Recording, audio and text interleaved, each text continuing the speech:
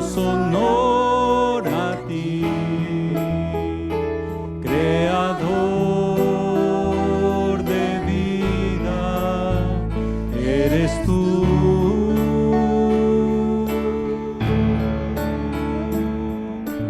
Damos honor a ti, damos honor a ti, porque no hay otro Dios.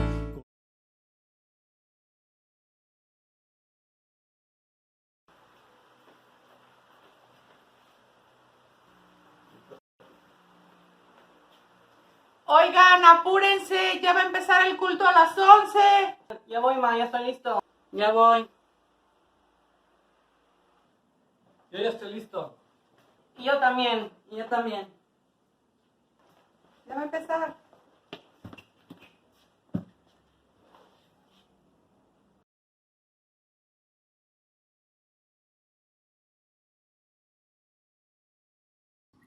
Damos gracias a Dios por la oportunidad de poder acercarnos a ustedes, aunque sea a través de estos medios.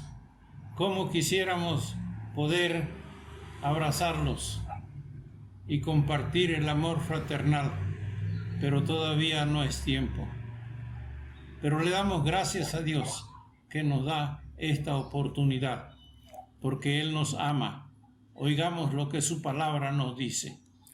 No por ser vosotros más que todos los pueblos os ha querido Jehová y os ha escogido, sino por cuanto Jehová os amó y quiso guardar el juramento que juró a vuestros padres. Deuteronomio 7, 7, 8. ¿Se olvidará la mujer de lo que dio a luz para dejar de compadecerse del hijo de su vientre? Aunque olvide ella, yo nunca me olvidaré de ti. He aquí que en las palmas de las manos te tengo esculpida. Isaías 49, 15 y 16. Jehová se manifestó a mí ya hace mucho tiempo diciendo, con amor eterno te he amado, por tanto te prolongué mi misericordia. Jeremías 31, 3. Nos hemos reunido para celebrar el amor de Dios, ese amor que inmerecidamente Él nos concede. Demos gracias al Señor porque nos ama. Demos gracias al Señor porque quiere que nosotros aprendamos a amar. Oremos, hermanos. Padre nuestro, te alabamos, te bendecimos en esta hora, porque tú eres bueno y para siempre es tu misericordia. Gracias porque nos amaste tanto que nos formaste a imagen y semejanza tuya. Gracias, Señor, por esa bendición. Gracias por tener cuidado de nuestras necesidades, por darnos tu amparo en los peligros de la vida, por asegurarnos que nunca nos olvidarás. Bendito sea tu nombre. Gracias, Señor, por tu amor, porque como dice tu palabra, con amor eterno nos has amado. Señor, ¿y cómo podremos corresponder a ese amor sino adorándote, alabándote y dándote nuestra obediencia, nuestro amor, nuestro servicio? Toma nuestra vida, Señor, y úsala para tu honra y tu gloria. Muchas gracias por tu amor. En el nombre de tu Hijo Jesucristo, nuestro Salvador, te lo agradecemos. Amén.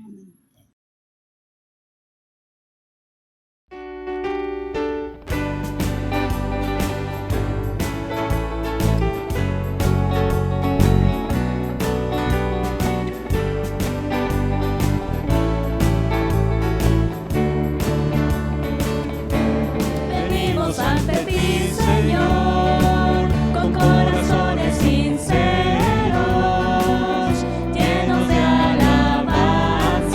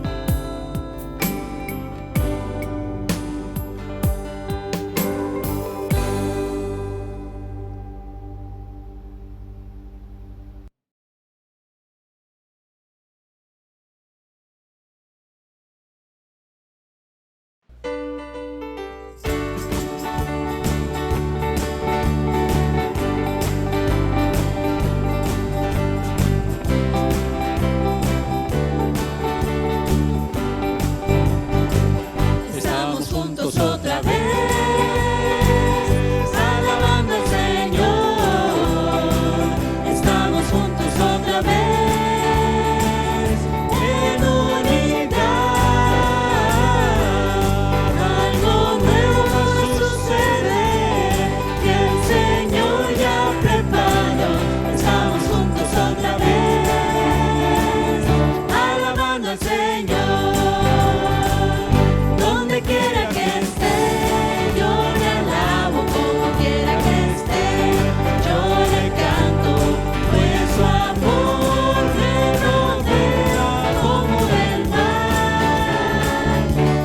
Alabaré a Cristo, exaltaré a Cristo, porque Cristo ya me salvó. Soy una nueva criatura, soy una nueva creación. Las cosas viejas pasaron, he nacido otra vez, más que vencedor. Ese soy yo. Soy una nueva criatura, soy una nueva creación. Donde quiera que esté, yo le alabo. Como quiera que esté, yo le canto, pues su amor me rodea como el mar. Alabaré a Cristo, exaltaré a Cristo, porque Cristo ya me salvó. Donde quiera que esté, yo le alabo. Como quiera que esté, yo le canto, pues su amor me rodea como el mar. Alabaré a Cristo, exaltaré a Cristo, porque Cristo ya me salvó.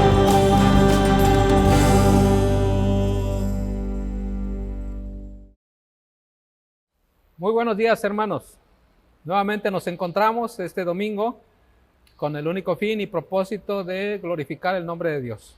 Yo quisiera tomar tiempo, por supuesto, para estudiar la palabra de Dios, que es la razón primordial por la cual estamos aquí, y por lo que quiero pedirles que abran sus Biblias en la segunda carta del apóstol Pablo a los Corintios, capítulo 5, versículo 21.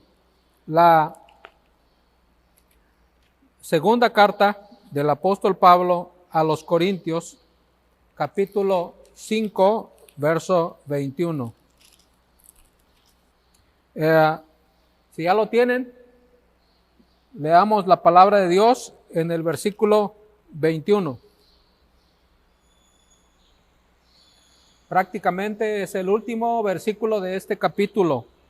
Recuerdan ustedes que también el que vimos la semana pasada de Génesis también tenía 21 versículos. Ahora este también tiene 21 versículos.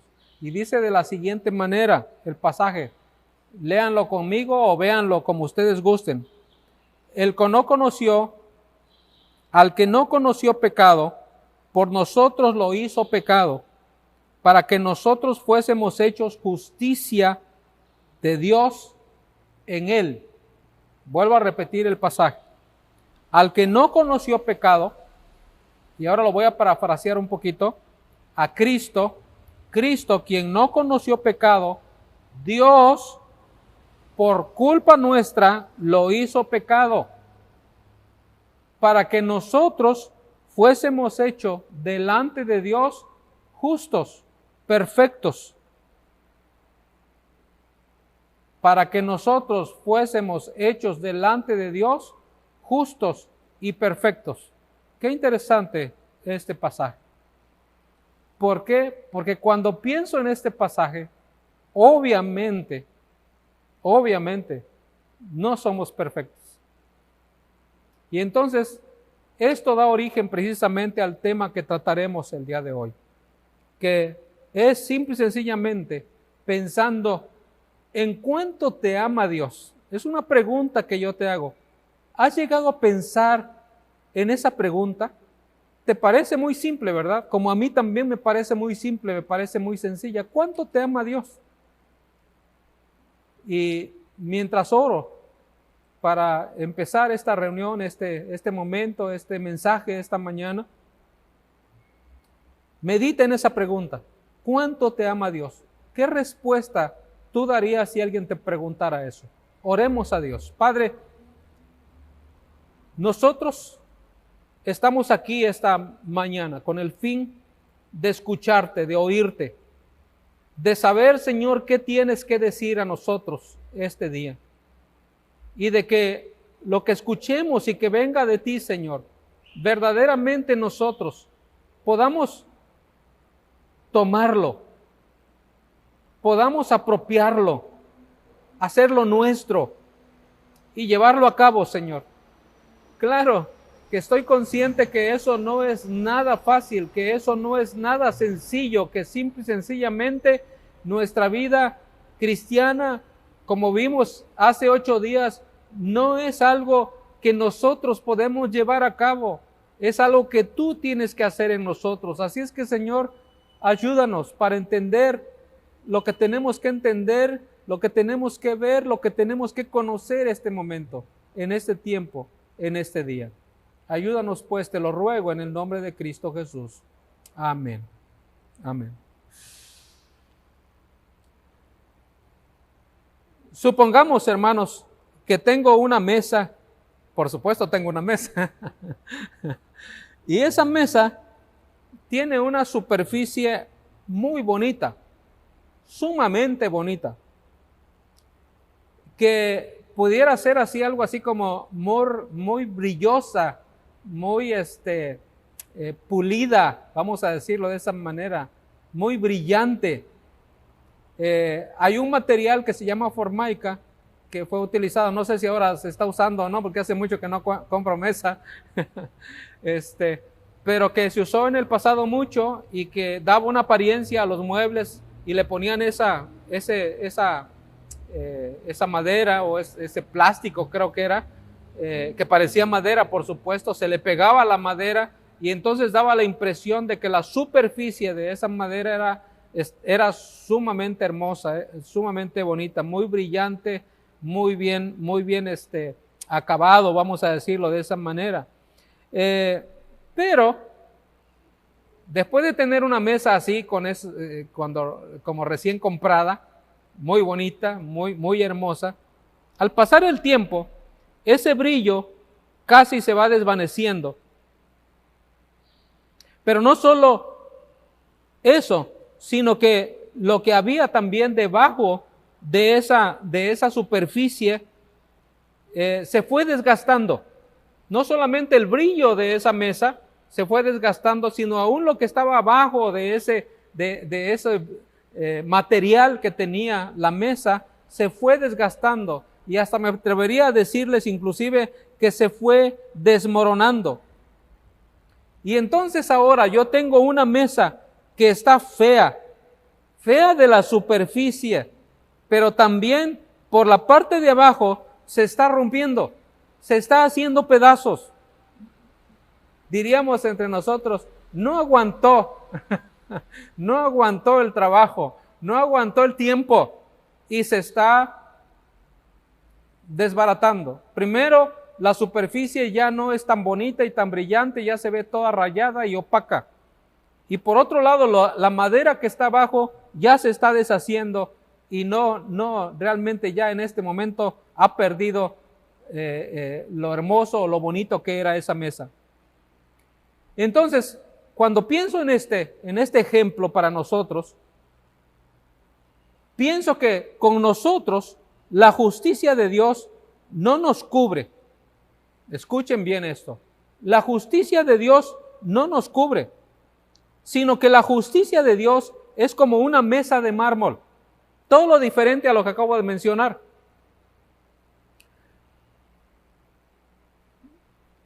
No es que nosotros estemos cubiertos porque Dios es perfecto, no. Simple y sencillamente, cuando hablamos de la justicia de Dios, estamos hablando entonces como una mesa que es simple y sencillamente una roca, una piedra que se llama mármol. Estoy pensando en algo que es valiosísimo, porque de alguna manera el mármol, donde quiera que sea, es algo valioso. ¿Por qué? Porque la justicia de Cristo es valiosa. ¿Qué valor se le daría a la justicia de Cristo? ¿Qué valor se le daría a ello en realidad?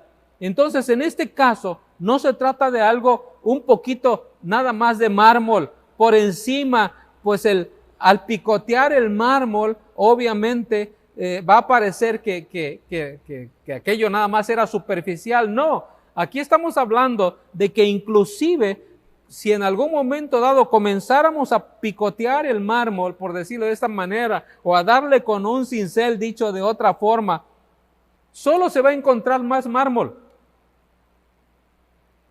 Quizá ya no tan bonito como estaba bien pulido por encima, pero será mármol. Aun cuando usted comience a profundizar en esa pieza, lo que sigue es mármol. No es como la mesa que tenía formaica arriba y abajo una madera y quizás otras cosas más. No, aquí es sólido, es mármol todo el tiempo. Entonces, cuando Dios ve tu alma y tu vida, o tu vida, Él solo ve la justicia de Dios, es decir, su propia justicia, porque es sola su justicia. Pues nosotros fuimos hechos justicia de Dios en Cristo Jesús. Fíjense muy bien este punto. Nosotros fuimos hechos justicia de Dios en Cristo. Fuimos hechos justicia de Dios en Cristo. La justicia que nosotros tenemos, en dicho de otra manera, no es nuestra, es en Cristo. Y vamos a estar hablando más de esto en un momento más, porque me parece algo sumamente importante. Pero seguimos en la pregunta: ¿cuánto te ama Dios? ¿Ha usted pensado en esto? ¿Cuánto te ama Dios? Y ahora vamos a responder a esa pregunta. ¿Cuánto crees que te ama Dios? Si yo te preguntara, ¿cuánto crees que te ama tu esposo o tu esposa? ¿Cuánto crees que te aman tus hijos? ¿Cuánto crees que te ama tu mamá o tu papá? ¿Cuánto crees que te aman tus amigos, tus compañeros de trabajo? ¿Cuánto crees tú que te aman? ¿Cuánto crees tú que te aman los hermanos de la iglesia? Hermanos de Maranata, ¿cuánto creen ustedes que yo les amo? ¿Cuánto creen ustedes que mi familia o mi esposa les ama? ¿Cuánto creo yo que ustedes me aman a mí? Y así podíamos seguir preguntándonos, haciéndonos esa pregunta. Y déjenme decir, interesantemente hablando, que regularmente ahora más que nunca nosotros estamos mirando justamente eso. ¿Quiénes verdaderamente nos aman? Es decir, ¿quiénes están interesados en nuestra situación, en lo que nos está pasando, en lo que está ocurriendo, en lo que está sucediendo? Y sinceramente hablando, yo creo que va a haber unos más que otros que han mostrado su amor para muchos aquí. Pero aún con que hayan mostrado su amor o estén mostrando su amor, no será suficiente. Siempre voy a utilizar este término: habrá un déficit de amor en todo momento, en todo tiempo. Es decir, yo siempre voy a tener un déficit para amar a mi esposa como se lo merece, o para amar a mis hijos como se lo merecen, o para amar a mis amigos, o para amar a mis hermanos en Cristo como lo merecen, como está escrito en 1 Corintios capítulo 13. Casi me atrevo a decir, imposible amar de esa manera, de esa forma a las personas o a las gentes. Pero seguimos contestando la pregunta en este momento: ¿cuánto me ama Dios? ¿Cuánto te ama Dios? Y esa pregunta solo se puede contestar de la siguiente manera. Y quiero que la escuchemos atentamente, por favor. Esa pregunta solo se contesta así: ¿cuánto ama Dios a su Hijo Jesucristo? Ahí está. ¿Cuánto te ama Dios? Y la respuesta a esa pregunta es, ¿cuánto ama Dios a su Hijo Jesucristo? ¿Cuánto crees tú que ama a Dios a su Hijo Jesucristo? ¿Por qué en Cristo? La pregunta sería esta. ¿Por qué en Cristo? Porque simple y sencillamente Él ve a su Hijo, tu sustituto y mi sustituto. Él ve a su Hijo como tu sustituto y como mi sustituto. Así que otra vez, ¿cuánto te ama Dios? Te ama tanto como ama a su Hijo Jesucristo. ¿Cuánto me ama Dios? Me ama Dios tanto como Él ama a su Hijo Jesucristo. Y dejo un momento para que usted lo piense realmente. A lo mejor usted no había escuchado este concepto antes. ¿Cuánto te ama Dios? Y el límite de eso es Jesucristo. El principio de eso es Jesucristo. El final de eso es Jesucristo. Piénselo un momento. Le dejo un segundo para que lo piense verdaderamente.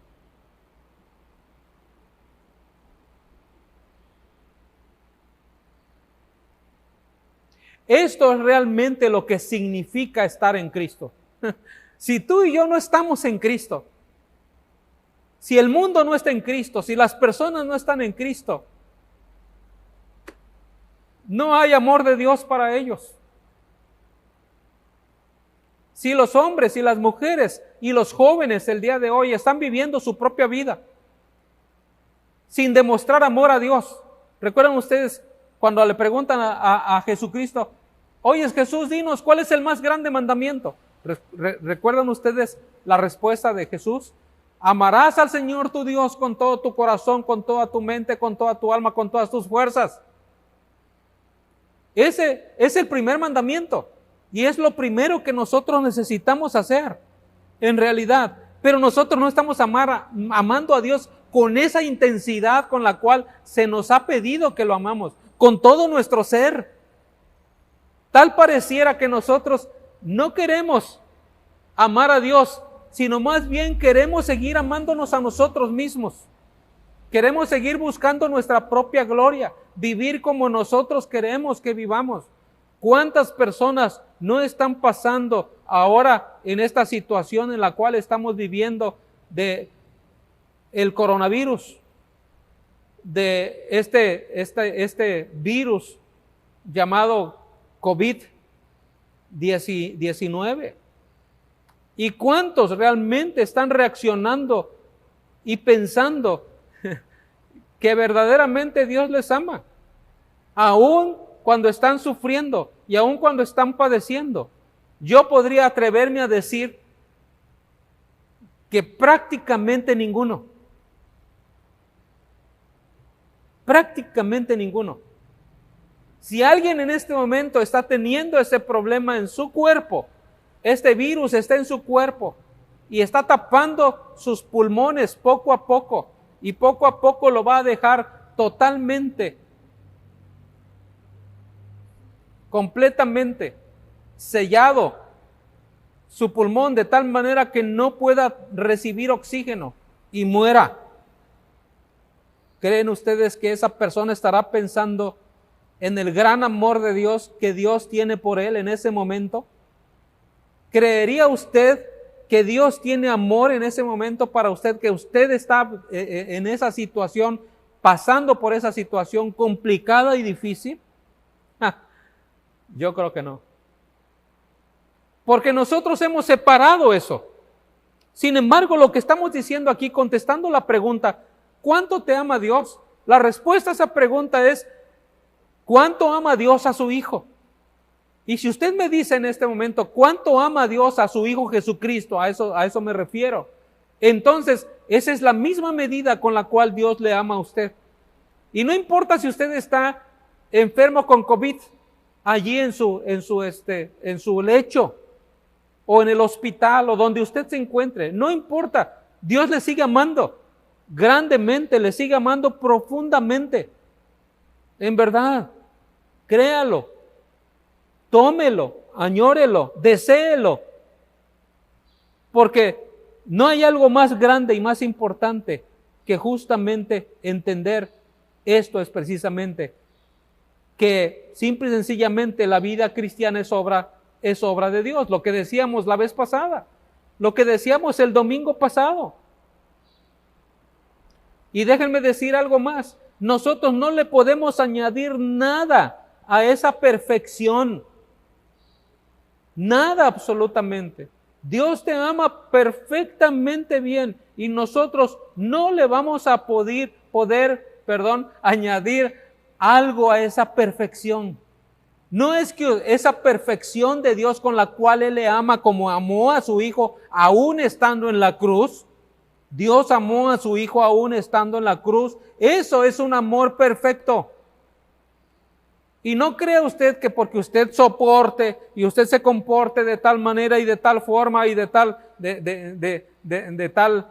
situación o en tal situación, Dios le va a amar más. Porque usted sufrió más, Dios le va a amar más. Si a usted sufrió menos, Dios le va a amar menos. No es así el asunto. Nosotros no le podemos añadir más. No depende de cómo nos fue, como decimos vulgarmente hablando, cómo nos fue en el baile para añadirle algo más a ese amor que Dios tiene para ti. No, el amor de Dios se mide en virtud de cuánto ama Él a su Hijo Jesús. Entonces, en forma perfecta, Jesús derrotó a Satanás en la cruz del Calvario. Entonces, por fe, cuando tú aceptas esa victoria de Cristo, que Él ganó a tu favor, entonces la justicia de Dios viene a tu vida. Dicho de otra manera, la justicia de Dios es aplicada a tu vida completamente. Y a partir de ese momento, tú tienes el amor de Dios completamente.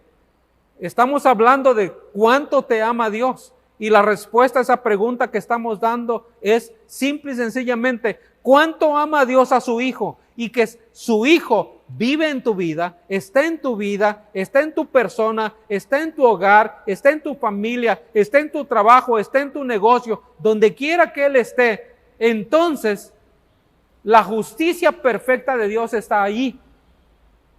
Está ahí, aunque tú no seas perfecto y aunque yo no sea perfecto, allí se encuentra la justicia de Dios por esa sencilla razón. La segunda cosa que quiero decir esta mañana es otra pregunta. Ya la primera pregunta ya la contestamos. ¿Cuánto te ama Dios?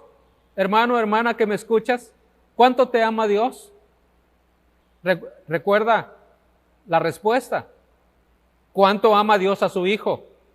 Y entonces, eso que tú pienses de cuánto ama Dios a su Hijo Jesucristo, que envió a este mundo, que mandó a este mismo mundo donde tú y yo estamos.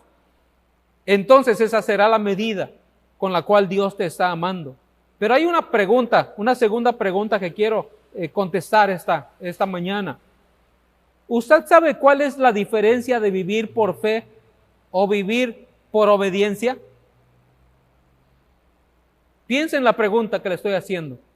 ¿Usted sabe cuál es la diferencia de vivir por fe o vivir por obediencia? ¿En qué manera usted piensa eso? Es interesante esta otra pregunta. Ya respondimos la primera, ¿cuánto te ama Dios? Porque este es el título del mensaje. Y ya dijimos la respuesta. Que Dios te ama en la medida en que Dios ama a su Hijo Jesucristo. Esa es la medida. Bueno, hay una segunda pregunta que es ahora la que vamos a tratar de responder. ¿Usted sabe cuál es la diferencia entre vivir por fe o vivir por obediencia? Dicho de otra manera, cuando decimos vivir por fe o vivir por obediencia significa o quiere decir por esfuerzo propio. por esfuerzo propio o vivir por fe? ¿Usted vive la vida cristiana por esfuerzo propio, obediencia, o la vive por la fe? Entonces, siempre la tendencia humana es dejar la gracia de Dios, lo que Dios ha hecho por nosotros de gracia, es decir, inmerecidamente. Eso quiere decir gracia. Usted de alguna manera en su vida normal, natural, practica la gracia, sin que usted entienda qué significa esto de la gracia. Usted la practica. Voy a ponerle un ejemplo. Y podrían haber muchos, por supuesto, pero de alguna manera los seres humanos practicamos la gracia. Yo recuerdo cuando mis hijas cumplieron 15 años, fueron 2 mujeres solamente que tuvimos, mi esposa y yo. Y cuando celebramos sus 15 años, yo pensé, honestamente hablando, y dije, ¿merecen mis hijas que yo celebre esos 15 años para ellas? ¿Han sido perfectas? ¿Han sido buenas? ¿Han sido obedientes? ¿Han vivido con nosotros perfectamente bien de tal manera que yo pueda ser capaz de decir, ¿lo merecen? Y la respuesta a esa pregunta fue no. Mis hijas no fueron perfectas, ni son perfectas, y siguen adelante, gracias a Dios todavía están vivas, y siguen sin ser perfectas. Sin embargo, yo decidí celebrar esos 15 años para ellos.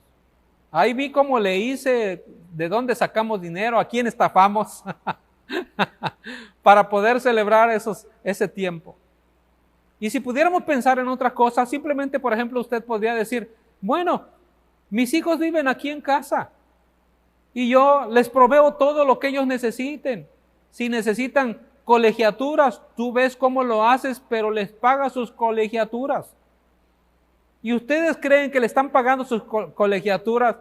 O usted, más bien dicho, piensa y dice, bueno, les voy a pagar sus colegiaturas porque aquí están las calificaciones de mis hijos y sus calificaciones todas son perfectas. Dicho, calificación en México, 10 o 100.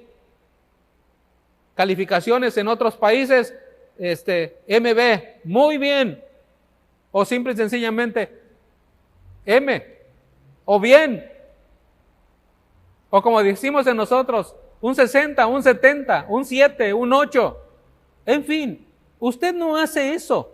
Usted simplemente paga la colegiatura de ese mes que su hijo está estudiando. Saque o no saque buenas calificaciones. Eso se llama gracia. Es justamente eso lo que nosotros hacemos continuamente, nada más que simple y sencillamente nuestros hijos viven con nosotros por gracia.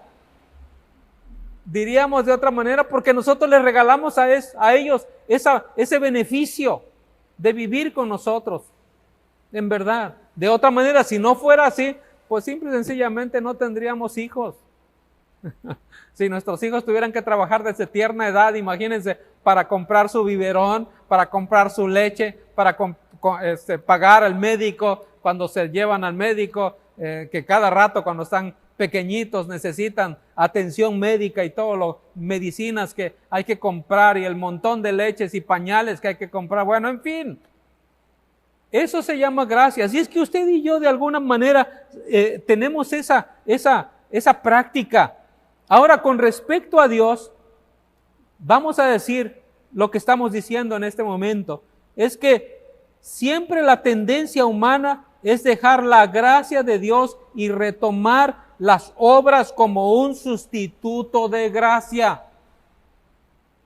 Para muchos de nosotros, las obras que llevamos a cabo es como un sustituto de gracia, cuando realmente así no debe ser. Simple y sencillamente no puede ser. No es un sustituto de gracia.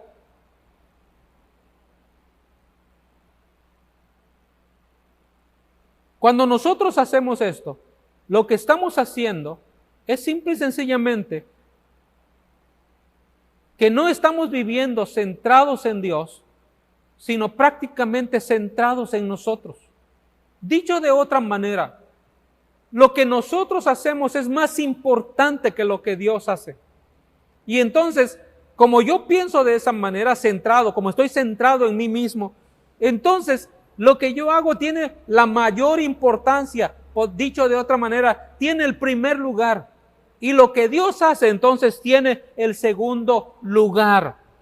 Y esto, amados hermanos, no es así. Vuelvo a repetir la pregunta. ¿Usted sabe cuál es la diferencia de vivir por fe o vivir por obediencia?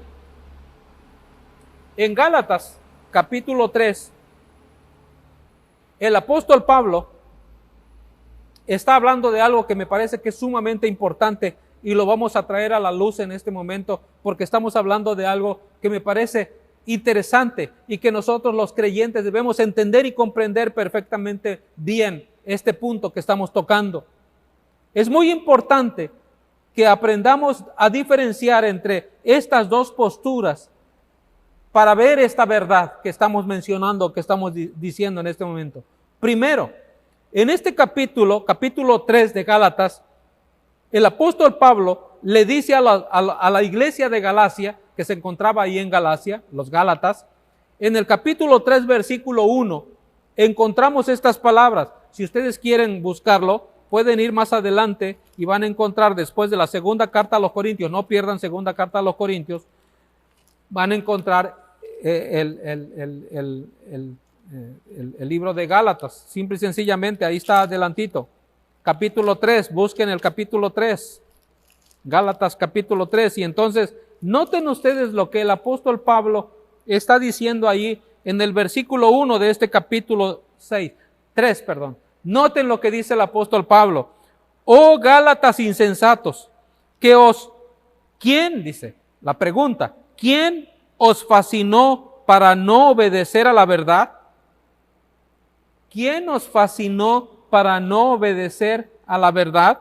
Y noten lo que sigue diciendo en este pasaje. A vosotros, antes cuyos ojos Jesucristo fue ya presentado claramente entre vosotros como crucificado.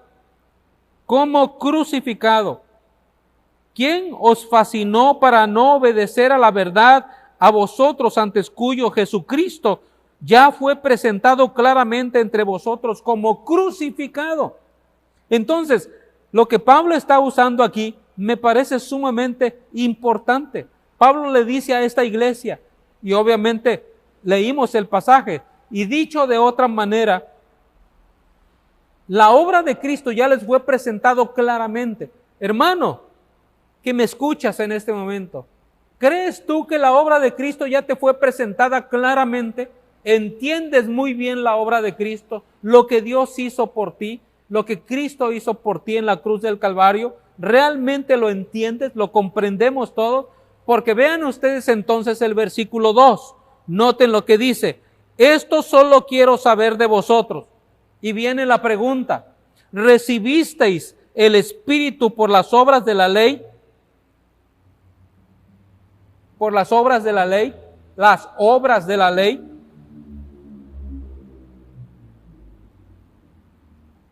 ¿Recibiste eso por las obras de la ley? ¿Cómo lo recibiste? Dice el apóstol Pablo en este versículo 3. Tan necios sois que habiendo comenzado por el Espíritu, ahora vais a acabar por la carne. Qué interesante lo que el apóstol Pablo le está diciendo en el versículo 2. Vosotros recibisteis, dice, el Espíritu por las obras de la ley o por el oír con fe. O por el oír con fe. Y en el verso 3 les repite y les dice, tan necios sois que habiendo comenzado por el Espíritu, es decir, habiendo comenzado por la obra de Dios, lo que Dios hace, no lo que yo hago, no lo que nosotros hacemos, no lo que la iglesia hace, no lo que tú y yo hacemos, no, sino por la obra que Él ha hecho en verdad. Entonces el versículo 4 dice, tantas cosas habéis padecido en vano. Noten, tantas cosas habéis padecido en vano. Entonces, ¿por qué Pablo les está diciendo esto? Porque vean el versículo 5. Aquel pues que os suministra el Espíritu Santo y hace maravillas entre vosotros, ¿lo hace por las obras de la ley o por el oír con fe. Qué impresionante estas palabras del apóstol Pablo. Vivir por fe o vivir por obediencia. ¿Qué crees tú que es mejor en la vida cristiana? Miren, aquí hay muchas enseñanzas de parte de Dios. Y que muy fácilmente tú y yo pudiéramos llegar a pensar que obedecerlas es lo que realmente nos va a hacer cristianos.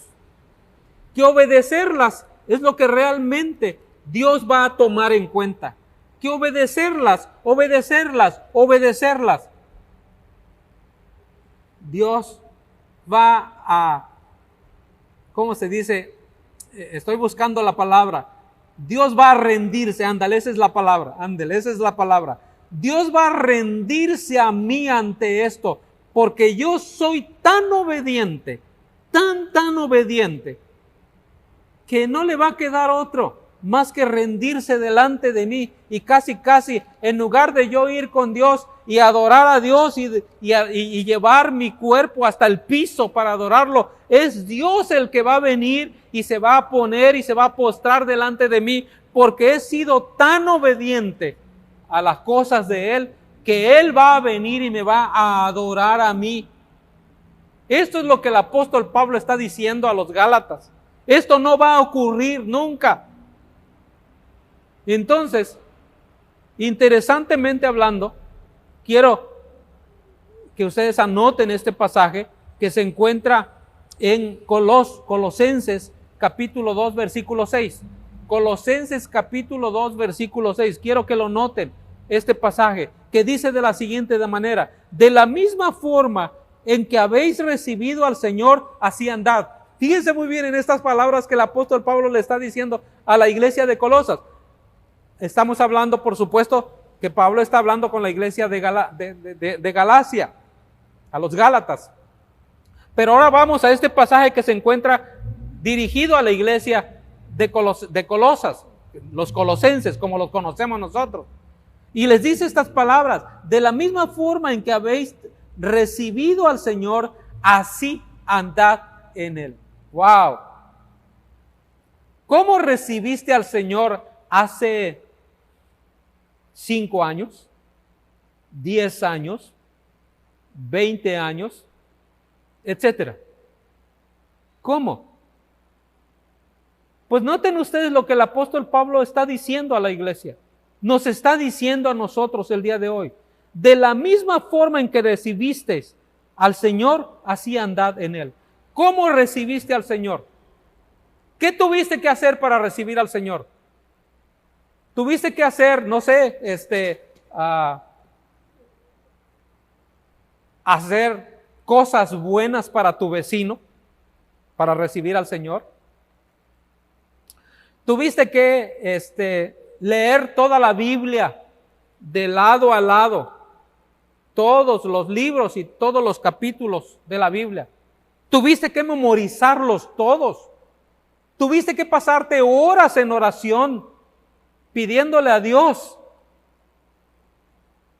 ¿Tuviste que hacer cosas buenas con tu esposa o tu esposo o tus hijos? ¿Qué hiciste para en ese asunto recibir al Señor? ¿Qué hiciste? Yo recuerdo lo que hice. Lo único que hice fue inclinar mi cabeza delante de Él. Y a partir de ese momento, recuerdo que Dios trajo un cúmulo de recuerdos a mi vida, de lo que realmente yo era, de cómo yo era, de cómo yo había vivido esos 20 años pasados desde que nací hasta esos 20 años cuando Cristo vino a mi vida. Y lo recuerdo muy bien. Recuerdo cómo Él me hizo ver todo lo que yo era, todo lo que yo había vivido, todo lo que yo había dicho, todas las groserías y majaderías que yo había utilizado en ese entonces. Recuerdo muy bien que eso vino a mi mente. Y así con mi cabeza agachada, yo tuve que decir, Señor, creo que tú viniste a este mundo para dar tu vida por mí. Creo que tú viniste para salvarme. Ahora entiendo que lo que tú quieres es que yo me rinda delante de ti. Y Señor, por fe, yo creo esto. Yo creo por fe que tú me vas a salvar. Yo creo por fe que tú me vas a perdonar. Yo creo por fe que me vas a permitir vivir la vida cristiana por fe.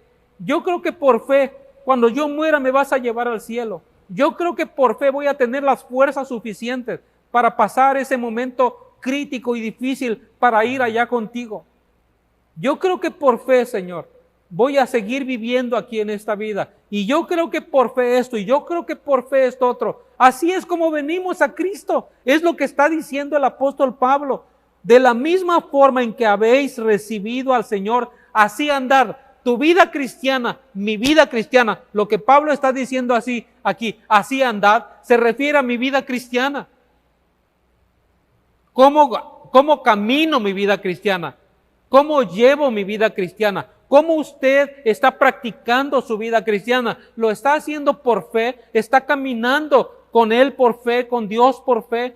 ¿O simple y sencillamente lo está haciendo porque tiene que hacer esto, porque tiene que hacer lo otro, tiene que ir allá, tiene que ir acullá, y le han dicho que haga esto, que haga lo otro? Quiero decir esto claramente, por favor. Lo repito una y otra vez. Muchas veces lo he dicho aquí desde este púlpito, desde este lugar, porque tal parece que no comprendemos muy bien el tema, el punto. Pero yo no estoy diciendo aquí que no debemos hacer todas esas cosas. No, la única cosa que le estoy diciendo a usted es que por favor a todo lo que haga, todo es todo. Todo lo que yo haga, todo es todo. Le agregue fe. Eso es lo que está diciendo el apóstol. Ese es el ingrediente que necesitamos poner a esto que Dios nos está mostrando y nos está enseñando en este momento. Vuelvo a la pregunta entonces con la cual inicié. ¿Usted sabe cuál es la diferencia de vivir por fe o vivir por obediencia? Ahora lo puede ver. ¿Puede ver esa respuesta? ¿Puede ver la respuesta que realmente usted puede dar a esto y ahora entenderlo más claramente y poder aplicarlo a su vida, a su corazón, a su persona el día de hoy? Amados hermanos, creo que esto es exactamente lo que Dios quiere que nosotros hagamos. ¿Cuánto me ama Dios? Ya respondimos esa pregunta. Dios me ama en la medida en que Él ama a su Hijo Jesucristo. Ahora estamos respondiendo la pregunta: ¿vivimos la vida cristiana por fe o por obediencia? Y créanme que la gran mayoría de nosotros vivimos la vida cristiana por obediencia. Error. No debemos vivir la vida cristiana por obediencia, debemos vivirla por fe. Y hay una gran diferencia entre vivir la vida cristiana por obediencia y vivir una vida cristiana por fe. Cuando vimos la vida de Abraham, lo vimos claramente. Cuando Abraham acepta lo que Dios le está prometiendo y que Abraham no tiene que hacer nada más que matar esos animales y dejarlos allí a un lado y que inclusive ni siquiera pasó por en medio de ellos pactando con Dios.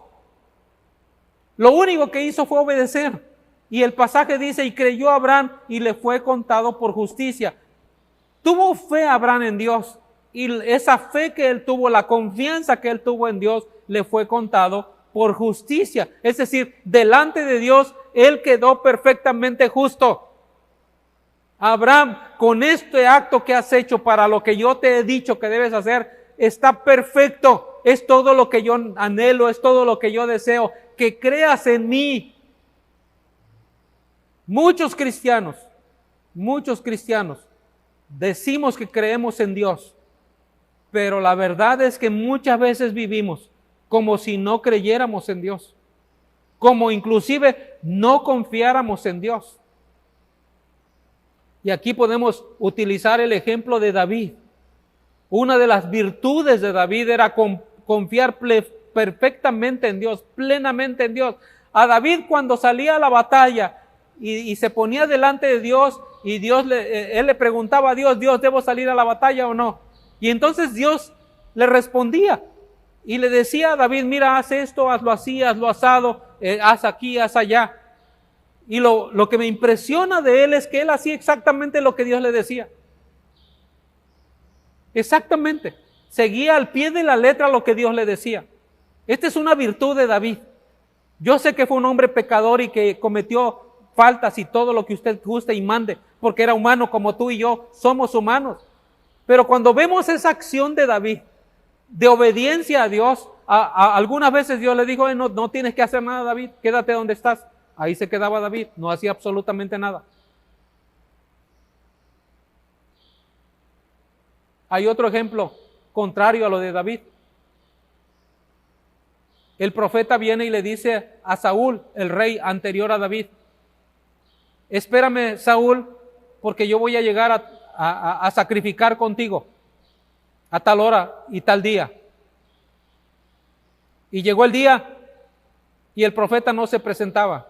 Y llegó la hora y el profeta no se presentaba. Y entonces lo que hizo Saúl, lo que nosotros hacemos. Dijo, ok, no llega Samuel. Entonces, hey, por favor, súbditos, preparan aquí un altar. Vamos a poner un altar. Pusieron las piedras, pusieron la leña y todo lo demás. Y sobre el altar pusieron al animal. Y entonces prendieron fuego a eso. Y en eso llega el profeta.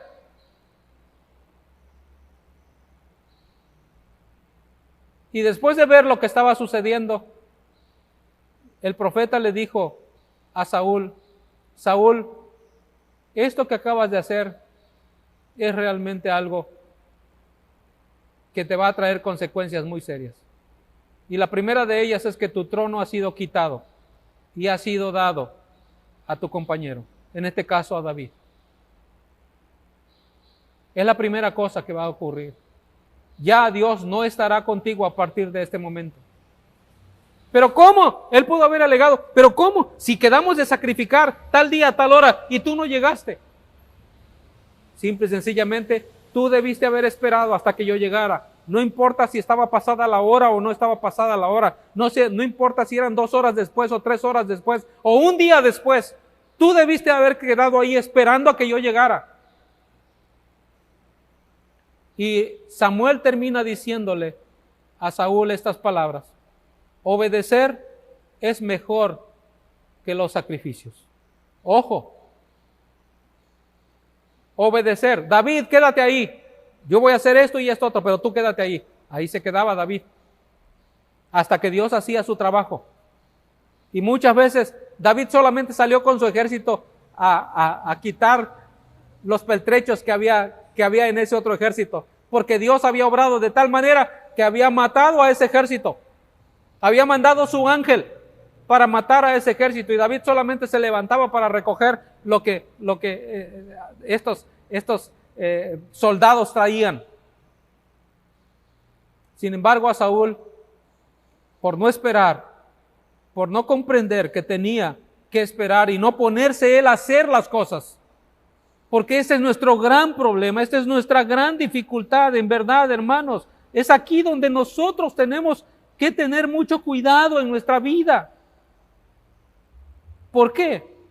Termino diciendo lo siguiente: porque toda religión falsa, escuchen bien lo que voy a decir, toda religión falsa se basa en la obediencia humana en vez de la obediencia divina. Repito esto porque es importante. Toda religión falsa se basa en la obediencia humana en vez de la obediencia divina. ¿Qué quiero decir con esto cuando estoy hablando de esto precisamente? Que simple y sencillamente se basa en la obra humana en vez de la obra divina. Eso es lo que quiero decir. La obra humana y la obra divina. Y me parece que los hombres siempre estamos, aún hasta los cristianos, estamos luchando contra la obra divina y la obra humana. ¿Y qué es la obra humana? Es que yo soy el pastor. Y como yo soy el pastor, entonces yo tengo que hacer esto, yo tengo que hacer lo otro. Todo mundo tiene que obedecerme y todo mundo tiene que oírme y todo mundo tiene que seguirme, etcétera, etcétera, como yo soy el pastor. Obras nada más. Creo que porque yo soy el pastor y estoy aquí en este momento, creo que todo el mundo debe rendirse ante mí. Perdón, pero eso no es verdad. Eso es obra humana. La obra divina no funciona así, no va así, no va de esa manera. Y creo que todos nosotros tenemos que tener claro ese punto en nuestras vidas. Cuando nosotros, por ejemplo, leemos lo que el apóstol Pablo le dice a los Gálatas, que habían dejado el evangelio que es por pura gracia y se enfocaron a cumplir la ley. Interesante. La ley es de Dios. Y cumplir la ley de Dios, nosotros creemos que nos dan puntos. Nosotros creemos que nos suben un poquito más. Estoy cumpliendo la ley de Dios, hermano. Y por esa razón, yo creo que Dios se va a rendir ante mí. Así pensamos los seres humanos. En verdad, es muy sutil el asunto, realmente en nuestras vidas. Entonces, la ley representa la obra humana y no la divina. Y que Cristo, la obra de Cristo representa la obra por gracia.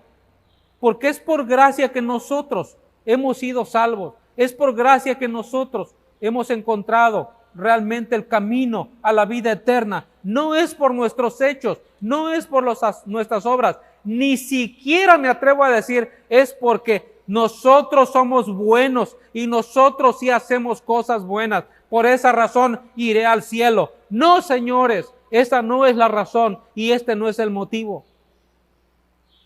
Entonces, lo interesante aquí, ¿qué era lo que el apóstol Pablo buscaba? Que comprendieran los de la iglesia de Galacia. Concluyo entonces diciendo lo siguiente. Habiendo dicho esto, imagine mi puño, ok, aquí está mi puño. Todos los dedos están encorvados hacia la palma de mi mano. ¿Ya lo vieron? Todos mis dedos están encorvados hacia la palma de mi mano. Entonces, nosotros somos como este puño. Lo vemos todo encorvado hacia adentro. ¿Es cierto o no? Todo está encorvado hacia adentro. Ahí están mis dedos.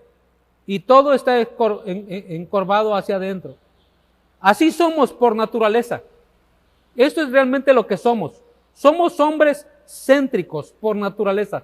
Así estamos nosotros delante de Dios, como este puño, encorvados hacia adentro. Porque esto nos representa a cada uno de nosotros. Nos dormimos un poquito y otra vez amanecemos encorvados hacia nosotros mismos. Eso es realmente lo que está pasando. Me descuido en mi vida cristiana y otra vez empiezo a vivir mi vida cristiana como yo quiero, como yo lo pienso, como inclusive, déjenme decir el día de hoy, muchos cristianos filósofos el día de hoy están siguiendo filosofías humanas y creen que esa es la palabra de Dios y están convencidos de que verdaderamente esa es la palabra de Dios. Están encorvados hacia adentro, no pueden ver más que eso. Entonces lo que ocurre es que el Espíritu Santo viene para enderezarnos y dejar de ser un puño encorvado o dedos apuntando hacia adentro o simple y sencillamente dedos apuntando hacia Él. Sin embargo, repito, nos dormimos un poquito y empezamos a doblar nuestra vida hacia nosotros mismos en realidad.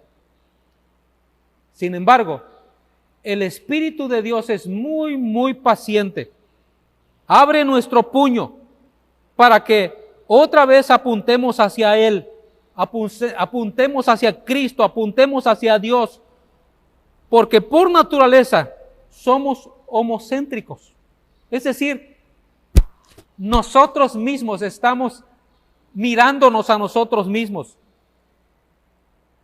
¿Por qué no decir que a muchos de nosotros nos gustaría que los sermones terminaran diciendo estas 5 cosas tú tienes que hacer para recibir esto de Dios? Ojo, muchos de nosotros quisiéramos que nuestros sermones terminaran así. Tienes que hacer esto, tienes que hacer lo otro, tienes que cumplir aquí, tienes que cumplir allá. Hay algunos estudios bíblicos o devocionales que yo he leído que terminan de esa manera. Terminan diciendo, ¿no crees tú que deberías hacer esto? ¿No crees tú que deberías cumplir con esto? ¿No crees tú que deberías vivir con esto? Eso es exactamente el punto. Sutilmente nos están obligando o se nos está obligando a vivir una vida no por fe, sino por obras. Oh, sí, yo voy a ser mejor cristiano si ya no digo groserías, que no debes decirlas, por supuesto. Yo debo ser mejor cristiano si no hago mala cara, que no debes hacerla, por supuesto. Pero el punto es que nosotros creemos que por hacer esto o dejar de hacer aquello, ya somos mejores. Ese no es el punto aquí. En verdad, no es de esa manera. Y simple y sencillamente, debo decir que andar de esa manera, de esa forma, es lo que más nos agrada. Nos gusta sentir que hemos hecho algo de todas formas.